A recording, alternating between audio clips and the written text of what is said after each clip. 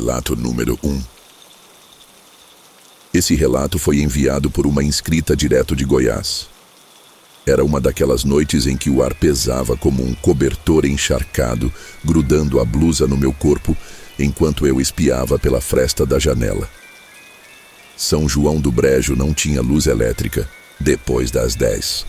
Só lamparinas tremeluzindo atrás das portas, como olhos amarelos vigiando a escuridão.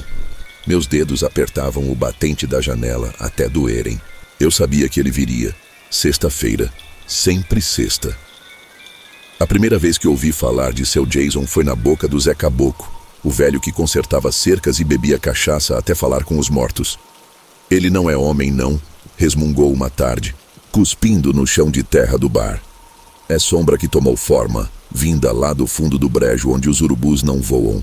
Na época eu ri, pensando que era lorota de bêbado. Até começar a ver os vultos. Tudo começou com os espelhos. Mamãe achou o dela rachado, uma linha negra cortando o vidro de canto a canto, como se alguém tivesse passado uma unha. Depois foi a água do poço, que ficou turva e com gosto de ferro velho. Rezei para que fosse só imaginação, mas então as cartas apareceram. Encontrei a primeira debaixo da porta do galinheiro, escrita em letras tortas, com tinta que cheirava a podre. Você gosta de observar, não é, menina? Ninguém mais via nada. Papai dizia que o vento quebrava os espelhos, que a seca estragara o poço. Mas eu sabia. Ele me observava. Nas manhãs de névoa, via pegadas de botas ao redor da casa, maiores que qualquer humano. À noite, sentia algo arranhando a parede de madeira, lento, como se estudasse cada tábua. E os sonhos? Os sonhos. Sempre iguais. Uma máscara de couro encharcada de brejo, 2 buracos onde os olhos deviam ser, e uma voz sibilando. Você vai caber direitinho na minha coleção. Decidi seguir as pegadas. Foi num sábado ensolarado, quando a coragem bateu mais forte que o medo. Levei o facão que papai usava para abrir caminho no mato e segui a trilha de lama seca que levava ao brejo. O mato fechava atrás de mim, galhos arranhando meus braços como dedos famintos. Cheguei a um lugar onde as árvores se curvavam em arco formando um túnel. No fim dele, havia uma casa. Não um casebre. Uma coisa feita de ossos. Ossos de vaca, de cavalo, de algo maior. Presos com arame farpado e cobertos por peles de animais. E o cheiro. Deus, o cheiro. Carne podre, melaço queimado e algo adocicado. Como flores apodrecendo, escondi-me atrás de um tronco e vi ele saindo. Seu Jason. Mais alto que qualquer homem, os ombros desnivelados, como se um lado do corpo tivesse sido esmagado e reconstruído. A máscara de couro agora tinha chifres curtos, retorcidos, e a boca estava costurada com fios de cabelo humano. Na mão direita, ele carregava um objeto que fez meu estômago embrulhar. Uma boneca de pano, surrada, com olhos de botão, e um vestido igual ao que eu usara na festa junina. Ele entrou no brejo, a água negra engolindo-lhe as botas até os joelhos. Foi então que ouvi o choro, fraco, agudo, vindo de dentro da casa de ossos. Meu corpo gelou. Era o choro de um bebê. Não me lembro de voltar para casa. Só do sapato perdido, da unha quebrada, do sangue escorrendo pelo meu joelho. Naquela noite, quebrei o espelho do banheiro e escondi os cacos debaixo da cama. Rezei para que ele não viesse.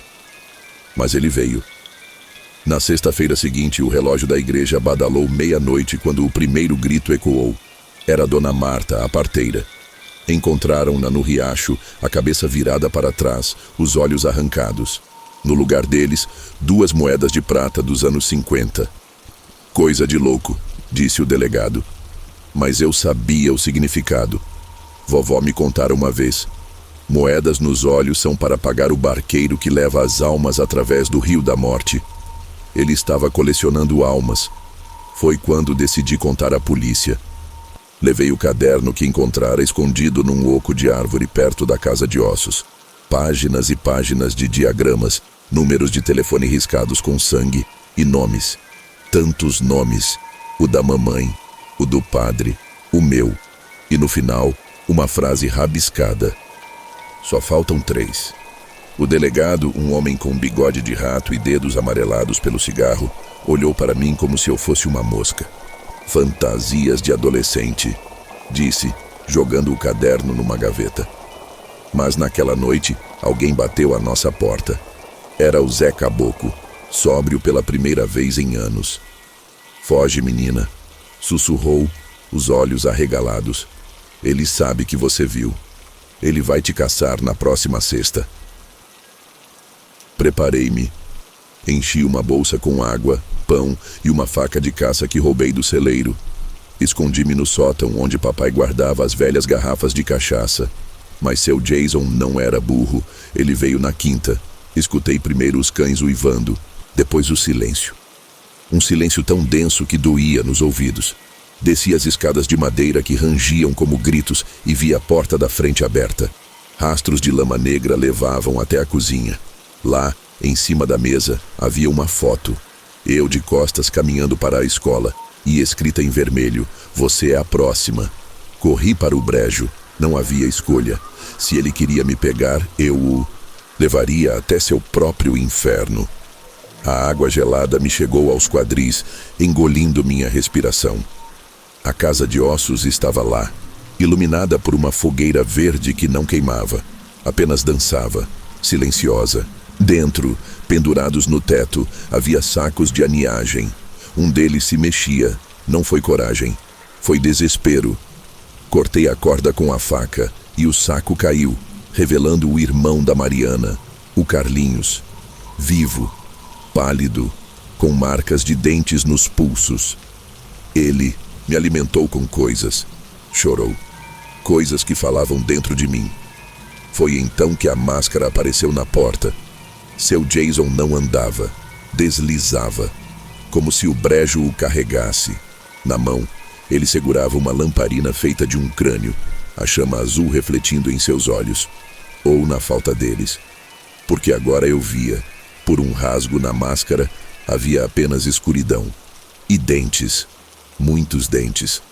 Menina teimosa, sussurrou, a voz um enxame de abelhas mortas.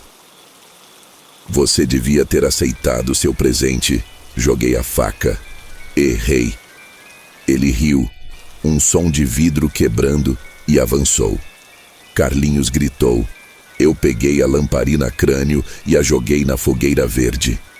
O fogo explodiu em roxo. Ele uivou, um som que não era humano enquanto as chamas o envolviam. A máscara derreteu, revelando nada. Sombra. Braços negros se contorcendo, tentando me alcançar enquanto o brejo fervia ao redor. Puxei Carlinhos e corremos, a água nos puxando para baixo, os gritos dele ecoando até o céu ficar cinza. Disseram que foi um incêndio causado por gás, que a casa de ossos era um velho celeiro abandonado, que Carlinhos tinha fugido para a cidade após brigar com os pais. Mentiras. Todos sabiam, mas ninguém fala sobre isso. Quanto a ele, sumiu. Só deixou para trás uma coisa. Na porta da minha casa, amarrado com fios de cabelo escuro, havia um chifre retorcido. E dentro dele, uma foto minha, dormindo, com uma nova mensagem: até a próxima sexta. 3 anos se passaram. Me mudei para Goiânia. Mas toda sexta-feira, antes de dormir, coloco uma faca debaixo do travesseiro e rezo para não ouvir o arrastar de botas no corredor, porque ele espera, e sexta-feira está sempre chegando. Relato número 2. Era outono de 1999, quando o silêncio de Sangue Azul, uma cidade esquecida nos confins de Goiás, começou a ser rasgado por gritos que ecoavam dos trilhos fantasmas da antiga estação ferroviária. Eu, Ernesto Carvalho, aos 74 anos, já carregava o peso de saber que algumas maldições não morrem. Elas apenas dormem, esperando o cheiro certo de medo para despertar. Tudo começou com um presente deixado na porta da minha casa, embrulhado em papel de jornal amarelado de 1949. uma fita VHS com a etiqueta "Para o Guardião dos Trilhos". Quando a inseri no videocassete, a tela estática ganhou vida com imagens granuladas de um vagão de trem abandonado, onde corpos pendurados de cabeça para baixo balançavam como pinhatas macabras, seus rostos cobertos por máscaras de couro fresco, ainda sangrando nas costuras. No centro da cena, ele estava lá, o carniçário, como o chamavam nos sussurros que atravessavam gerações. Mais alto que um homem comum, seus membros desproporcionais se contorciam sob um casaco de couro remendado com pedaços de pele humana, e no rosto, uma máscara que não era couro, mas sim rostos costurados. Uma colcha de retalhos de vítimas, com olhos de vidro que refletiam a chama de uma lamparina a óleo. Segurava um instrumento que reconheci mesmo após décadas. Um gancho de estiva de trem, enferrujado e manchado de sangue seco. A câmera tremeu quando ele se virou, apontando o gancho para a lente, e sussurrou com uma voz que parecia vir de um rádio desintonizado: "Ernesto, você não guardou bem os segredos do túnel." A fita queimou sozinha após o final, deixando um cheiro de carne carbonizada no ar. Naquela noite, os cachorros da cidade uivaram até o amanhecer, e as crianças relataram sonhos com um homem de muitos rostos que as chamavam para brincar nos trilhos. Na manhã seguinte, o primeiro desaparecimento. Claudomiro, o carteiro, foi encontrado amarrado aos dormentes da linha férrea, seu corpo esticado como um macabro medidor de velocidade. As pernas e braços haviam sido deslocados e presos aos trilhos com arame farpado, e seu rosto, ou o que restou dele, estava coberto por uma máscara úmida, ainda quente, como se tivesse sido moldada minutos antes. O pânico se instalou quando descobriram que a máscara não era couro. Era pele. A pele do próprio Claudomiro, arrancada e costurada com fios de cabelo humano. Os dias seguintes foram um pesadelo contínuo. Cada manhã trazia um novo pacote para minha porta. Fitas VHS que mostravam o carniçário torturando suas vítimas em jogos sádicos. Num vídeo, ele forçava um jovem a escolher entre arrancar os próprios olhos ou assistir sua irmã ser esfolada viva. Ela gritava enquanto ele cantarolava: "Atirei o pau no gato", em uníssono com os estalidos da faca raspando o osso. Em outro, uma mãe era obrigada a costurar uma máscara com a pele do filho, enquanto ele ainda respirava, seus gemidos abafados pela agulha que atravessava seus lábios. As fitas sempre terminavam com uma mensagem escrita em sangue animal: "Venha brincar, guardião. O túnel está com fome." O túnel do diabo. Uma passagem de 500 metros cavada na década de 20, onde em 1949 eu havia enterrado mais. Que segredos! Enterrei um trem inteiro, o 227, carregado não com passageiros, mas com ouro roubado do governo. E com ele, enterrei ele, o guarda-costas do carregamento, um homem que eu mesmo apunhalara nas costas naquela noite úmida. Mas maldições não se apagam com sangue alheio, elas fermentam. Na quinta noite, Mariana, minha neta de 16 anos, desapareceu. Ela deixou apenas um bilhete rabiscado no espelho do banheiro: "Vovô, ele me mostrou o ouro, estou indo buscá-lo para você." Segui seus passos até a estação abandonada, onde os trilhos enferrujados brilhavam sob a lua como serpentes prateadas. O ar cheirava a ferrugem e carne podre, e cada passo ecoava como um martelo no caixão da minha sanidade. No interior do túnel, a escuridão era viva, pulsava, respirava. Minha lanterna revelou inscrições nas paredes, nomes das vítimas, datas de mortes futuras, e no centro, uma porta de madeira podre que não existia em 1949. Dentro, uma réplica perfeita da sala de controle da estação dos anos 40, iluminada por velas verdes. Mariana estava sentada numa cadeira de madeira, usando uma máscara de pele crua que se mexia conforme ela respirava. "Tire isso dela." Gritei para a escuridão, sabendo que ele ouvia. Você sabe o preço, Ernesto. A voz veio de todos os lados, enquanto o carniçário emergia das sombras, sua máscara agora incluindo o rosto de Claudomiro, os lábios ainda se contorcendo em silêncio. O ouro era meu. Sua família será minha. Ele estalou os dedos e as paredes se abriram, revelando dezenas de pessoas embalsamadas em poses grotescas, cada uma usando máscaras que eu reconhecia. Eram rostos de sangue azul, gerações inteiras desaparecidas desde os anos 50. No centro, pendurado como um troféu, estava o corpo intacto do guarda-costas que eu matara, seu rosto preservado sob uma máscara de ouro. Você mentiu para a cidade. Ele sibilou, aproximando-se de Mariana com um facão feito de um trilho afiado. Disse que o trem 227 sumiu, mas eles estão aqui. Todos. As velas se apagaram. Quando a luz voltou, Mariana estava de pé, segurando a máscara de ouro. Vovô, sua voz era uma mistura dela e dele. Você nunca me contou que a vovó estava no trem. A revelação me perfurou. Minha esposa, morta em 1949, não fugira com outro homem. Eu a colocara no trem 227 para silenciá-la. O carniçário riu, um som de vidro quebrando, enquanto Mariana colocava a máscara de ouro. Sua pele começou a derreter, grudando no metal, e ela gritou. Não de dor, mas de êxtase perverso. O túnel precisa de um novo guardião. Ele sussurrou, fundindo-se às sombras. Lutei, mas era tarde. As paredes do túnel se fecharam, e hoje, 25 anos depois, ainda estou aqui, sentado nesta sala de controle que não envelhece, datilografando cartas que nunca serão lidas.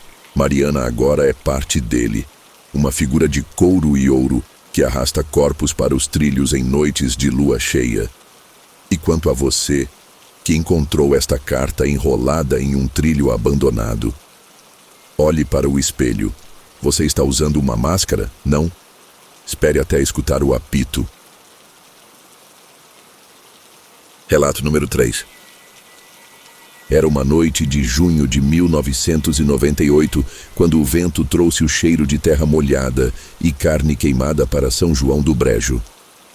A cidade, escondida entre morros que pareciam costelas de um cadáver gigante, ainda usava velhos televisores de tubo e videocassetes. Eu, Raul, tinha 14 anos e trabalhava na locadora Cine Sul, onde alugávamos fitas piratas de terror para os adolescentes da região. Até que aquela fita chegou. Estava em uma caixa de papelão deixada na porta, sem remetente. O rótulo, escrito em vermelho escuro, dizia: Assista e chame por mim, 13/11/98. A data era a mesma da próxima sexta-feira 13. Ignorei o aviso do dono da locadora. Joga isso no lixo, menino, isso aí é coisa do capeta. E levei a fita para casa. Meu quarto era um cubículo com paredes de madeira podre, iluminado por uma lâmpada fraca. Quando inseri a fita no videocassete, a TV ligou sozinha, emitindo um chiado que parecia vozes sussurrando: Raul, Raul. A imagem surgiu aos poucos. Uma câmera caseira tremendo, filmando um campo de milho à noite. Alguém corria entre as plantas ofegantes segurando uma lanterna. A filmagem era tão real que eu conseguia ouvir os grilos e sentir o cheiro de terra úmida. De repente, a pessoa caiu. A câmera se aproximou, revelando uma máscara de couro preto enterrada no solo, com chifres de cabrito e olhos feitos de espelhos quebrados. Uma mão em luva de couro surgiu da terra, agarrando o pescoço da vítima. O grito foi abafado por um som de metal raspando o osso. A imagem cortou para um close-up da máscara, agora manchada de sangue, e uma voz sibilou. Sua vez. Raul, traga 3. A TV desligou. No reflexo da tela escura vi algo atrás de mim, uma silhueta alta, de ombros desnivelados, usando a mesma máscara. Quando me virei, não havia nada. mas no chão, pegadas de lama quente levavam até minha cama. Na manhã seguinte, a primeira morte aconteceu. Dona Marta, a professora aposentada, foi encontrada pendurada no galho de um jatobá. Seu rosto estava coberto por uma máscara de couro fresco, costurada à pele com arame. Os olhos haviam sido substituídos por botões de osso e na boca uma nota. 1 de 3. Levei a fita para a polícia, mas o delegado riu. Filme de terror, garoto. Isso é coisa do Jason dos filmes. Só que ele não sabia o que eu vi naquela noite. Ao voltar para a locadora, encontrei mais 2 fitas idênticas na porta. Uma delas estava tocando sozinha no videocassete da loja. Dessa vez, a filmagem mostrava uma sala escura com 3 cadeiras. Em cada uma pessoa amarrada. Carlos, meu melhor amigo. Lúcia, minha irmã mais nova. E eu. A máscara apareceu na frente da câmera, segurando uma faca serrilhada. Escolha um, Raul. A voz ecoou distorcida. Ou eu escolho os 3. A TV quebrou explodindo em faíscas. Corri para casa, mas no caminho, vi Carlos Anne sendo arrastado para dentro do mato por algo que usava botas de couro e rangia como uma porta velha. Seus gritos duraram até o anoitecer. Na sexta-feira 13, a cidade amanheceu coberta por uma névoa vermelha. A segunda vítima foi seu Gervásio, o padeiro. Encontraram-no dentro do próprio forno, assado como um porco. Sua pele estava inteira, mas seu rosto havia sido esticado e costurado em uma máscara gigante pendurada na igreja. A nota dizia 2 de 3. Às 23 horas, as luzes da cidade se apagaram. Eu, Lúcia e mãe nos escondemos no porão, mas ouvíamos passos no andar de cima. Algo derrubou a porta e uma lanterna cortou a escuridão. Era ele. Jazão. Ou o que quer que fosse. Mais alto que um homem, seu corpo parecia feito de sombra e couro cru. A máscara agora tinha dentes humanos enfiados nos buracos dos olhos e nas mãos uma corrente com ganchos de açougueiro. Você não trouxe os 3, sussurrou, cheirando o ar como um animal. Então vou levar ela. Apontou para Lúcia. Lutei, agarrando uma pá enferrujada, mas ele apenas riu. Com um movimento, arrancou minha unha do dedo mindinho e a engoliu. Você é parte de mim agora, disse, cuspindo sangue negro. Foi quando Lúcia gritou. Eu me ofereço, leve eu e deixe ele. Jazão parou. Os espelhos nos olhos da máscara refletiram cenas horríveis. Lúcia enforcada, eu envelhecendo em um hospício, minha mãe comendo a própria língua. Aceito, ele disse, erguendo Lúcia pelo pescoço. Antes de desaparecer na névoa, ela me entregou um bilhete. Ele vai voltar por você. Fuja. Hoje, em 2023, ainda tenho a fita. Ela não envelheceu. Às vezes, reproduzo partes dela para ver se encontro Lúcia. Na última cena, que só aparece após a meia-noite, há uma nova mensagem. Um homem mascarado segura uma criança de 5 anos. Ela tem meus olhos. E na parede atrás deles, escrito com sangue, já ouço passos no telhado.